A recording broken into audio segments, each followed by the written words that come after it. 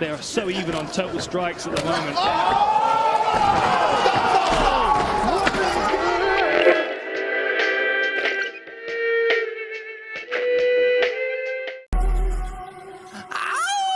Baby, I'm playing on you tonight. Hunt you down, eat you alive. Just like animals, animals, like animals. Sean Strickland is fighting Khamzat Chimaev tonight, and he's an underdog to say the least.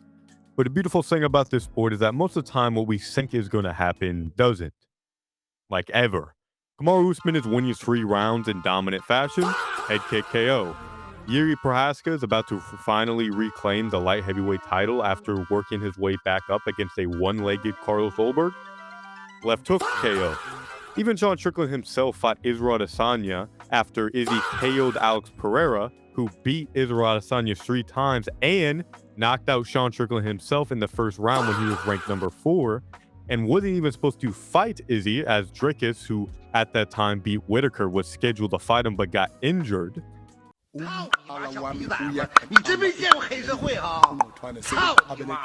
Izzy decided to go in there, and 50-45, at that point arguably the greatest middleweight of all time. Sean has gone against the odds and came out on top, but even this is a big ask. Khamzat Chimaev is a motherfucker of motherfuckers, with one of the most unstoppable skill sets the UFC has ever seen. On top of the world with nothing holding him back. This is an open, shut case where no one in good consciousness can pick Sean Strickland. Khamzat, prepare to face American firepower! Oh dear God. I gotta kill him! Allahu Akbar! Allahu Akbar! But what if Sean did win? Now hear me out. I can already sense the dumb glazing Khamzat comment saying how dumb I am. Okay. I picked Khamzat Chimaev already. I made a whole video about it. You can go watch it if you want to hear me talk about why I think Khamzat wins. No, you're not a fucking brain surgeon for picking Khamzat Chimaev, and that's not what this video is about. Sean Strickland has the chance to completely throw this division into a new timeline that may ruin everything. See, Sean Strickland didn't lose his belt out of thin air. It didn't just magically disappear. He lost to Dricus Du Plessis twice. Arguably winning the first fight, sure, but he definitely lost the rematch in dominant fashion. This leaves a game of rock, paper, scissors, potentially with Dricus beating Sean, Sean beating Khamzat, and Khamzat beating Dricus.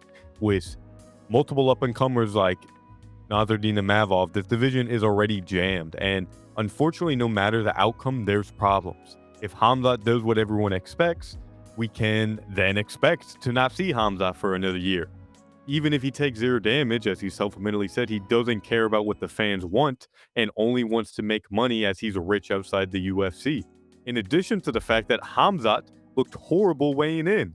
He arguably didn't even weigh in properly, and from what we know right now, this may be his last fight at middleweight, which will leave the division scrambling all over again. The UFC, as a result, will no matter what, will have to drag him kicking and screaming to the octagon in a year, in a fight that may also be awful. Now, this is all speculation, as Khamzat Chimaev, maybe will submit Sean Strickland in a round, then, go on in a fight of Mavov in a couple of months, then move up and fight Paulo Costa for the light heavyweight title. The sport is mysterious, and as much as the fans hate you, it really only takes a good week of media attention and a solid win to be back in everyone's good graces. Look at Arman Tsarukyan, who everyone hated, disrespected, called a coward, said he was a horrible fighter, said that he, this, that, and whatever. And when he was going to fight Islam at the time, then he pulled out, but only magically after streaming with Aiden Ross for a couple of weeks, doing media attentions like fighting the MMA guru, beating Dan Hooker, this no-name fighter that really isn't important to the decisions. Fans magically change side, like flipping a coin mid-air. Every few seconds, everyone is on the opposite side of the aisle. So Khamzat can end up as the champ we didn't want, but ultimately needed. Having this big figure, this Thanos-like figure to, have the UFC orbit around in order to attack does add a lot to the UFC. As we've seen with other divisions, such as light heavyweight, a constant flipping of the belt usually doesn't help with too much besides just confusing everyone and not letting any actual champion build a lot of hype, because it doesn't feel like they're a real champion. It just feels like they're playing hot potato with the belt. On the other hand, Sean, like Izzy before him, can take all this hype as this unbeatable champion and put himself in the position to beat Drickus again, rematch Mavov and win again, then start cementing his legacy as an all-time middleweight. This would be enough to throw him into that discussion. And as we saw with Max Holloway against Volkanovski, who beat Max twice, if there is a precedent, they will have a trilogy with Sean Strickland. And if Sean is undeniable, then they will have to run that fight back, especially if Khamzat leaves and moves up to the division above at light heavyweight. But after that, it leaves the division in a weird spot. So I just can't see Khamzat Chimaev right now go back to being a contender. It's so hard to get him into the octagon, even as a challenger. What's he supposed to do? Rematch Drickus if he lost to Sean? Is he just supposed to move up to light heavyweight and act like nothing happened? Is he supposed to fight Kyle Braujo or Brendan Allen to get another title fight? He's not going to rematch Sean immediately, most likely, unless the fight's controversial. I just don't know if he'll care about that. It's just hard to imagine. Khamzat has done a really great job of making every fight being make or break. As if he loses his aura of invincibility, it's like Habib. He seems like a force of nature, like a tornado or a hurricane. You can just survive it. You can't stop it. But if you're the fucking Flash and you could just run around it and unwind it, then what's a tornado besides an annoying gust of wind? Not to say Khamzat will retire if he loses. It's just a weird thing to imagine. This fight means everything to both fighters, as we've never seen this level of bad blood from these two, which is kind of crazy to say considering who the two people we're talking about. And if Sean wins, it will open a can of worms that may cause the division to be chaotic and out of order. If Khamzat Chimaev wins, we will be back to the sheep to the slaughter of uninteresting contenders making their way to be humped by Khamzat and crucifix for 25 minutes, or maybe barely get submitted, or lose in some boring way. Or Khamzat could just go ahead and leave the light heavyweight, and then we're back with the shadow cast over the division that is middleweight, where we have all these guys that are clearly worse than Khamzat, that none of which can challenge or make anything interesting. So it's just a contender's second best place award. It's no longer a championship belt.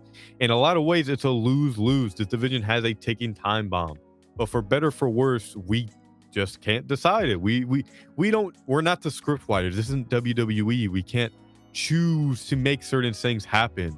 It's just the unfortunate fact that there's so many things that can change what can happen tomorrow, and depending on what happens, it's going to drastically change not only the MMA fans landscape, but also these fighters' lives as we know it. It's weird to think about sometimes, but if you're someone like a Pantoja who has taken so long to get hype and then have it all snatched in a way that's just out of your control reasonably, there's no saying what can or can't happen to these people. And to get put in such interesting predicaments and where so many things are put on the line, if Sean wins, it means something. If Khamzat wins, it means something. It's similar to when Israel and Drickus fought. There is a level of emotion brought into the fight that the winner will have something to prove in there.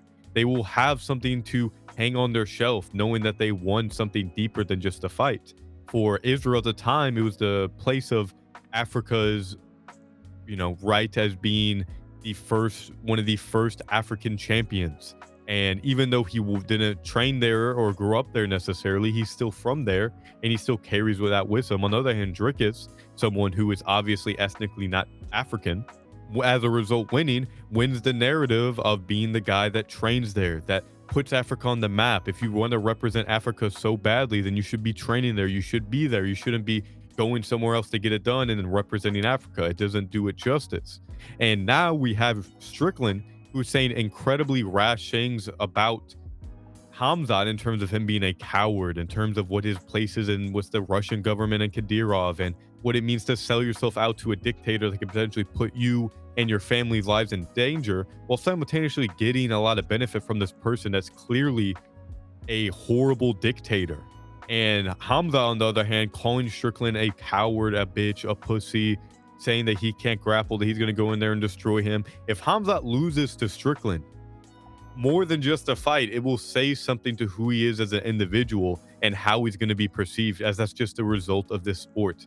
In the same way that when you're with your boys and you have a problem and you square it up, the winner gets out on top. And it doesn't matter who really won, because at the end of the day, you decide to settle in the octagon. So now, irrespective of who's actually right on these issues on a grounded level, they will just be cast away to this gladiatorial combat that will decide who is truly the one to come on top, besides with their own skills rather than the merit of what they're saying. But that's just the nature of the beast, and it is interesting to ponder just what can take place just with 25 minutes of time and how changing that could be for the whole sport. But let me know what you guys think in the comment section below. What do you think is going to happen if one of these guys wins, and how will Hamzat just beat, you know, Sean in the way everyone expects, move up to light heavyweight, and just make it to where everyone in middleweight is just a joke of a fighter and is always going to be second place? Or if Sean wins, will that ruin everything? Will Hamzat just get a title shot? Will he go on and, you know, fight some contenders? Will he just go to light heavyweight anyway, like Alex? It's hard to say, but with that being said, have a good one.